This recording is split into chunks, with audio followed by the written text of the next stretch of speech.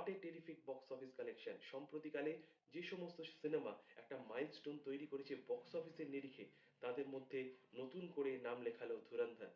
যেভাবে মানুষজন উৎসাহ ও উদ্দীপনা নিয়ে সিনেমা হলে টিকিট কেটে এই সিনেমা দেখছে, তা নজিরবিহীন বটেই। একটা সেলিব্রেশন চলছে সিনেমা নিয়ে। রণবীর সিং এর অভিনয়ের পাশাপাশি অক্ষয় খান্নার অ্যাপ্রোচও কিন্তু মানুষের সবচেয়ে বেশি ভালো লেগেছে। ব্যক্তিগতভাবে আমি মনে করি যে রিলস ভিডিওটা ভাইরাল হয়েছিল অক্ষয় খান্নার, এই সিনেমার ট্রেডমার্ক বিষয়বস্তু হতে চলেছে এবং হয়েওছে। তার যাবতীয় প্রভাব পড়ছে কিন্তু বক্স অফিসে। ৬০০ কোটি টাকার গণ্ডি পেরিয়ে এখন ৬৫০ কোটি টাকার দিকে এগোচ্ছে। এর লাইফ টাইম হয়তো ৭০০ কোটি টাকার আশেপাশে হতে পারে, এমনটাই মনে করছে এক্সপার্টরা।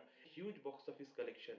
মানুষজন অ্যাকশন, ভায়োলেন্স সবকিছু পছন্দ করেছে এই সিনেমাটা। স্পেশালি 'গেহরা হুয়া' গানটা কিন্তু অবশ্যই কিন্তু হৃদয়ে ছুঁয়ে গেছে প্রতিটা মানুষের। ব্যক্তিগতভাবে সিনেমাটা আমার খুব ভালো লাগেনি।